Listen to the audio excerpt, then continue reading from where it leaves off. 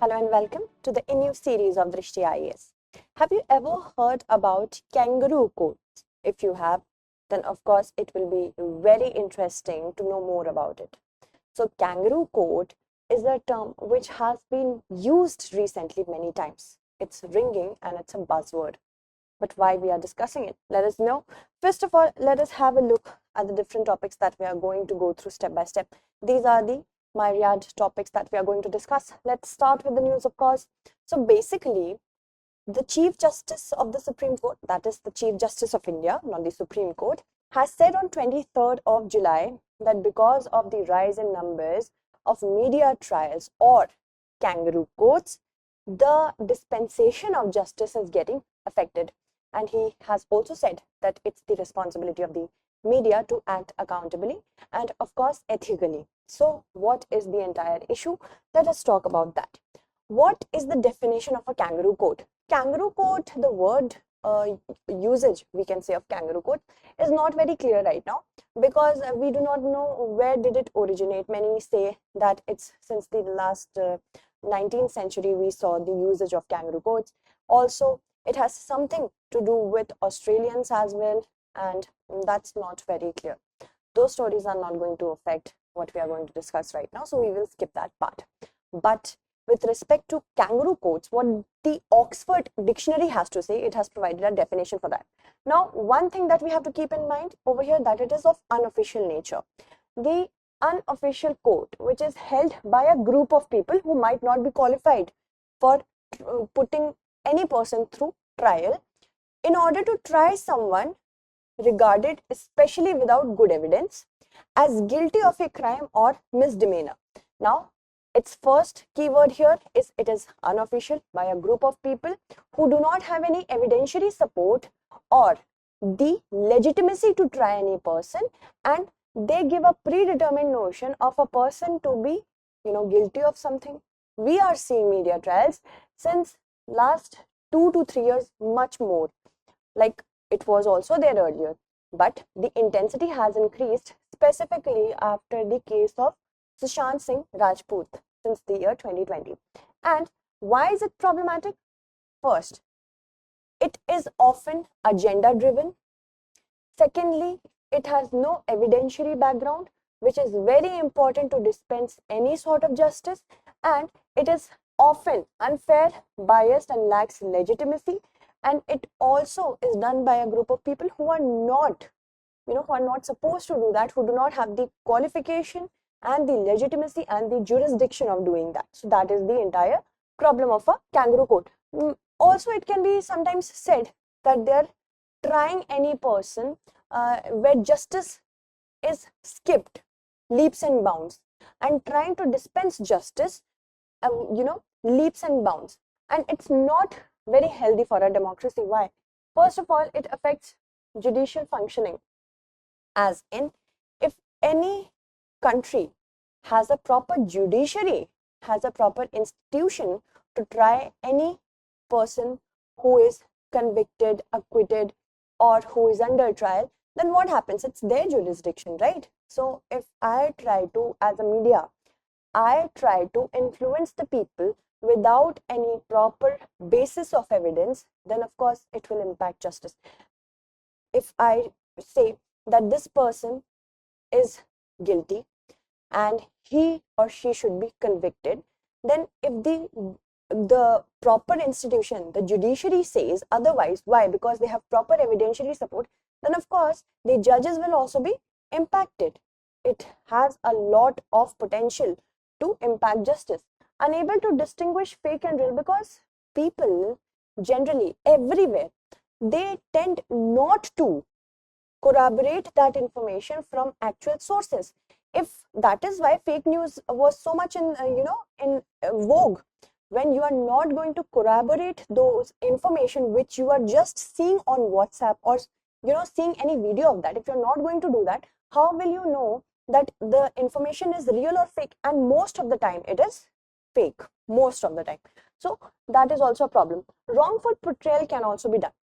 Wrongful portrayal of a person without any evidentiary support, if it is just agenda driven, and I as a media channel want to ensure that my TRPs should become, high, then of course I will give you spicy tidbits which are not necessary, which might not be related to that particular case, but if it is even, validating my point even to 1%, I might give you that. And you also want to have the same mindset. If your opinion is also validated through that, then of course wrongful portrayal can be done. It is eventually not good for the democracy, because in a democracy every institution has their own jurisdiction. The legislation has to of course make laws, the judiciary has to ensure that justice is dispensed fairly and efficiently. Now, as an executive, proper implementation of policies should be done. Everybody has their own bounds, right?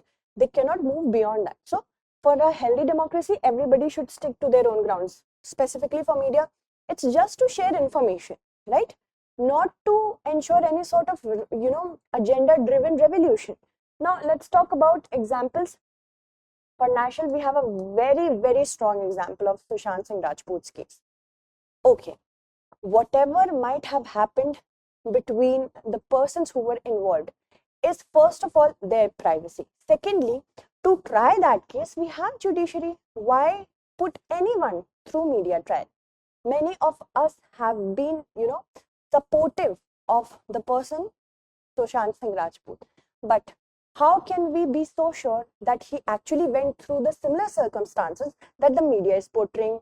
We do not know. Until and unless that is not actually, the person has not been tried, how can we say that? So that is the first thing. In the 𝐾𝐫𝐢𝐬𝐡𝐭𝐢 violence also, when Allahabad High Court's justice said that media is doing media trial, and they are portraying themselves as kangaroo courts in case of the 𝐾𝐫𝐢𝐬𝐡𝐭𝐢 case. For international Capitol Hill riot, when Donald Trump accused a committee which was formed for the Capitol Hill riot of 21 January, that he accused that the committee is doing kangaroo, it's acting as a kangaroo court. So there are many examples of kangaroo courts. You can also tell me about them in the comment segment. Now comes the constitution part. Article 21, right to life and liberty, and right to life with dignity, under which, as it was said in the 2017 Justice Puttaswamy case, right to privacy case. Right to privacy is also a part of right to life, right? If my life is not private, if I am getting harassed by my life constantly being made public without my knowledge or without my permission, that will affect my right to life with dignity, and that has to be seen in the light of right to freedom of expression, which the press has. But there has to be a certain code of ethics that the journalists, they have to abide by. So both are fundamental rights. What do you say? Which prevails above what? Tell me in the comment segment that as well. So how can media be regulated? First of all, the media and journalism in every country is deteriorating because of the revolution that the social media has done. So first of all, they are regulated by the Cable Networks Act of 1995 and the Prasar Bharati Act of 1990. And the Press Council of India ensures that they have the freedom to express and freedom of the press is there. Also, it has to ensure that there is a maintenance of the standards of newspapers, news and news agencies in India, and also to improve the standards of that. Not only maintenance, but improvement as well, not deterioration, right? And these are many other authorities that regulate media in our country. So, first of all, we have to ensure as public that we consume good, improvised, and of course, that we have to consume good, standardized media collection and not just any spicy news. Okay, moving on, let's talk about what can be the solution. Every institution in our country can function healthily, in a healthy way only when they know what their bounds are, beyond which they cannot move, because that will be encroachment for other institutes. Similarly, media is doing what? By doing media trials, they're putting a person's right to privacy under threat, first of all.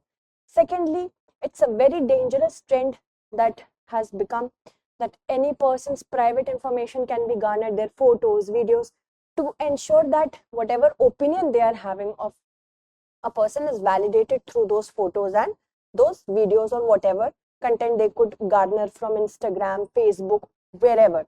First is that. Secondly, and encroachment we have to also maintain quality in the sense that encroachment shouldn't be done. They should not act as an agency of the judiciary, right? But try to maintain what their quality is and raise issue which is of public relevance.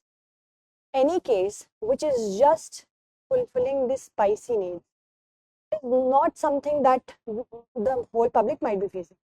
Similarly, as I take the case of a certain person, of a certain agency, if it is not ringing well with the larger public good, why to discuss it every day, every hour? Not needed.